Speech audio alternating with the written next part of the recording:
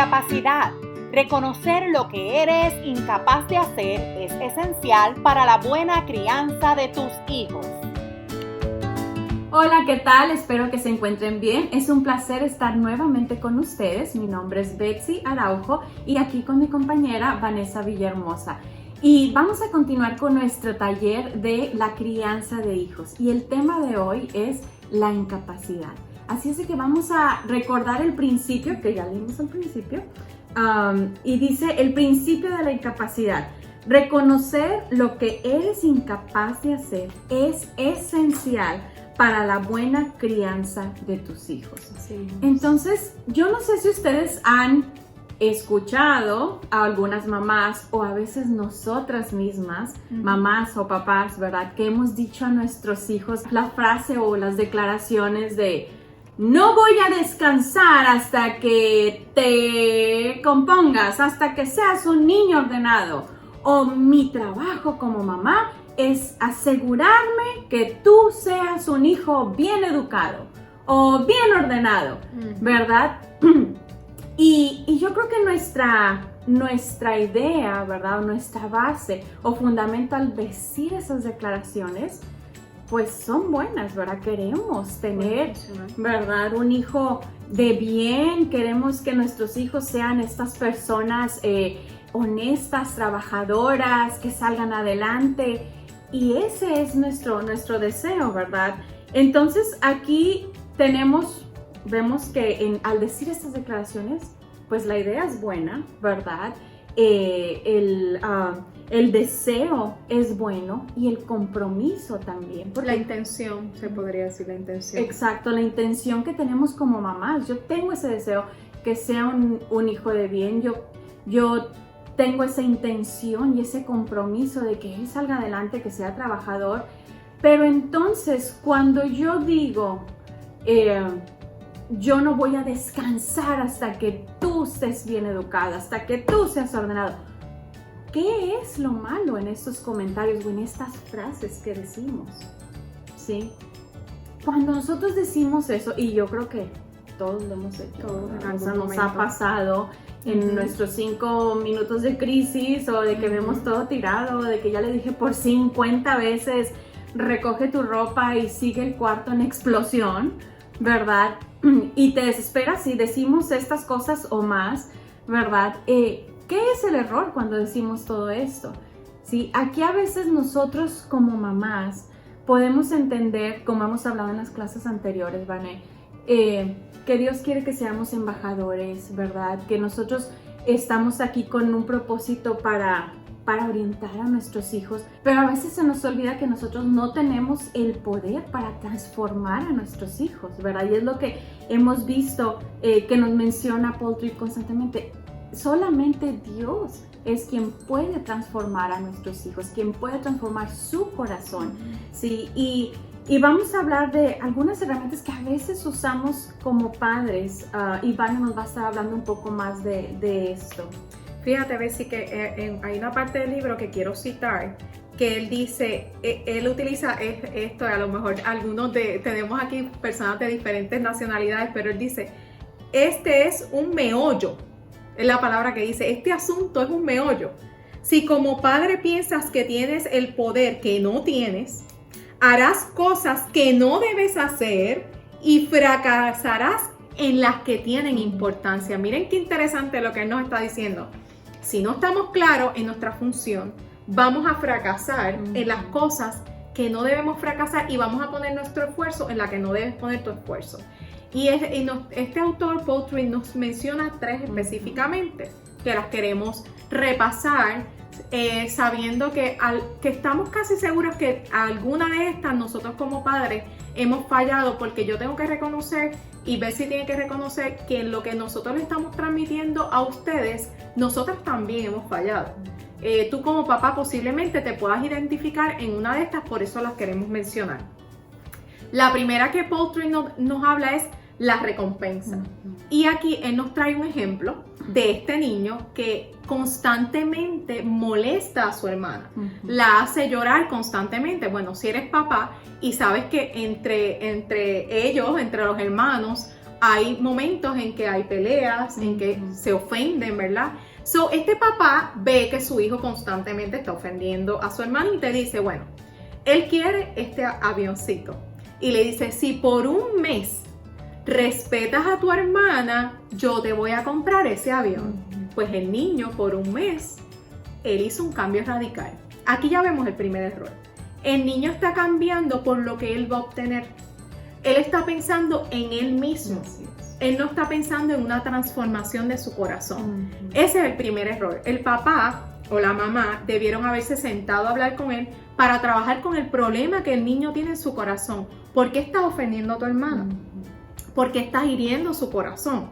Fíjense que Dios puso a los hermanos en la vida de sus hermanos para amarse. Van a haber momentos que vamos a pensar de una manera diferente, pero nosotros no podemos pensar que yo necesito tener una recompensa para tratar a una persona bien, ¿verdad? Ese es el primer error.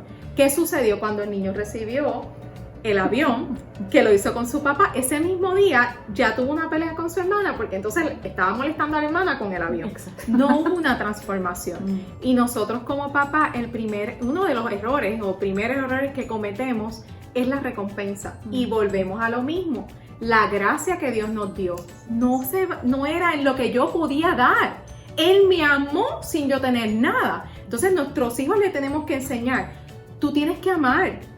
Yo no necesito darte. Y esos son errores que nosotros como padres cometemos. Las recompensas son buenas. A nosotros nos gusta si un jefe, tú haces un buen trabajo, ¿verdad? Pero es una línea finita el decir, ama a tu hermana, respeta a tu hermana y yo te voy a dar. No, tú tienes que amar a tu hermana porque Dios la puso en tu vida para protegerla, para amarla, para ser parte de la vida de ella. Y es una bendición poder ser hermano. La segunda que nos habla es la vergüenza. ¿Cuántas de nosotras, Betsy, es yo cuando tenía tu edad no hacía lo que tú haces? Y yo, lo que me encanta como el autor lo trae, porque el autor dice, ¿quién siente vergüenza aquí? Por lo general, cuando nuestros hijos hacen esto, no sienten ningún tipo de vergüenza. Y al momento te va a funcionar. Pero en cuanto tu hijo vea que tú no estás presente, él va a cometer nuevamente la acción. Él va a decir, mamá, papá no están presentes, lo voy a poder hacer. Entonces estás diciéndole, yo no hacía eso cuando yo tenía tu edad, yo respetaba a mis padres cuando tenía tu edad, yo seguía instrucciones cuando tenía tu edad, yo nunca tuve malas calificaciones porque para mis padres yo quería hacerlos sentir bien porque ellos se esforzaban tanto por nosotros. Miren, yo he utilizado esto y el leer esto me hizo ver, realmente yo como mamá soy la que estoy sintiendo la vergüenza y porque siento vergüenza no quiero que mi hijo cometa ese acto. Entonces aquí nosotros lo que tenemos que enfocar a nuestros hijos no es en mí, sino en su corazón. ¿Por qué estás trabajando? ¿Por qué estás reaccionando de esta manera? ¿Cómo podemos trabajar con esto? Y sabiendo que son niños y que posiblemente yo en mi crianza, cuando mis papás me criaron, yo hice todas estas cosas también, Betsy, la hicimos. Lo que pasa es que los queremos hacer sentir mal. Los queremos hacer sentir mal. Y la última, él habla sobre el miedo. Y aquí en el miedo es cuando nosotros utilizamos amenazas. Que estas amenazas nos pueden durar por un tiempo. Claro. Y nuestro hijo va a cambiar por un tiempo.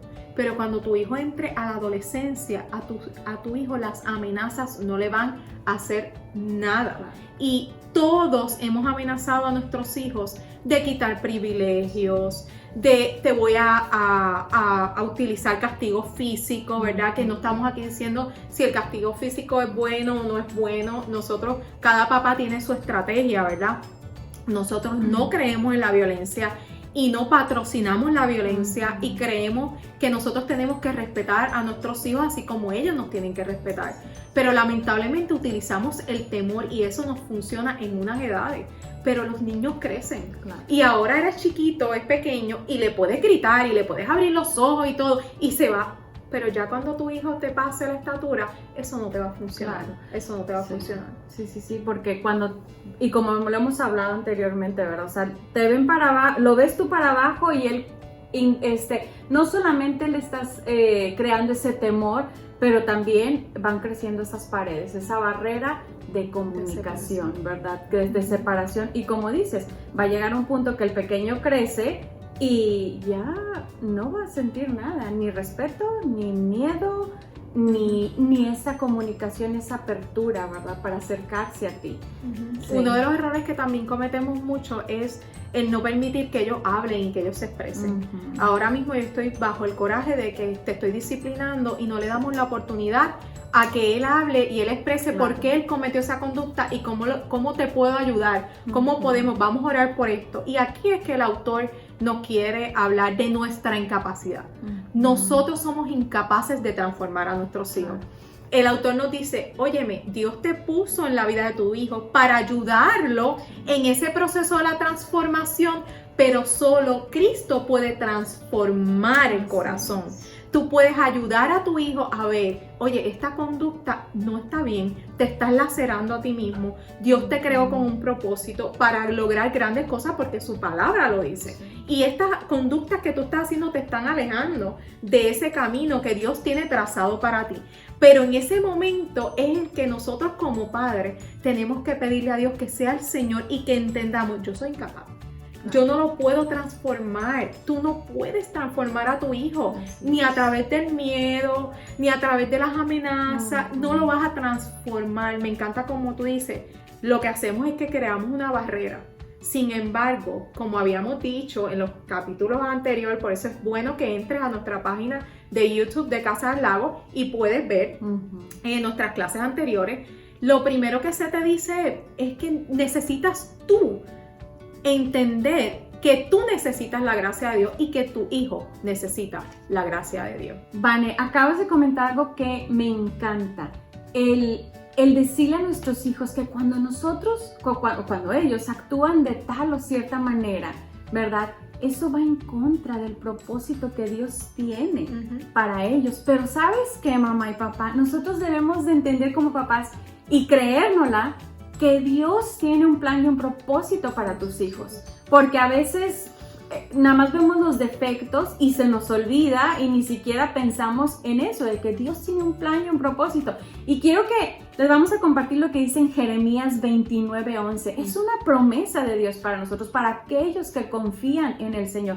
Fíjate lo que dice la palabra de Dios. Porque yo sé los planes que tengo para ustedes, declara el Señor. Planes de bienestar y no de calamidad, para darles un futuro y una esperanza. Esto, y platicábamos Vane y yo ahorita, es algo que se lo repetimos a nuestros hijos. Repíteselo a tus hijos, esta promesa de Dios. Hay esperanza. Exacto, Dios tiene planes para ti, hijos. Hay esperanza para ti en el futuro y para mí también. ¿Sí? Y esto es una bendición, papás, el saber que no depende de nosotros el transformar el corazón de nuestros hijos. Eso es un alivio. Exactamente, podemos descansar. Y fíjate con lo que termina el autor en este capítulo que me encanta, dice, Dios simplemente te ha llamado como padre a ser un humilde y fiel herramienta de cambio en la vida de tus hijos. Somos una herramienta, simplemente, ¿verdad? Y por eso nos da gracia en todo momento. ¿Sí? Y esa misma gracia que nosotros debemos de darle a nuestros hijos, ¿sí? Entonces, pues esperemos que esto haya sido de bendición para ustedes como lo ha sido para nosotros y lo sigue siendo para nosotros, aún y que nuestros hijos, mis hijos ya están grandes, ¿verdad? Sigue siendo de bendición, es un recordatorio. Y pues les invitamos, si no has visto las clases anteriores, por favor, ve a nuestra página en YouTube, Casa del Lago, en el área de Parenting, ahí están nuestras 3 clases. Y pues les vemos la siguiente semana. Que estén bien y Dios les bendiga. Bye.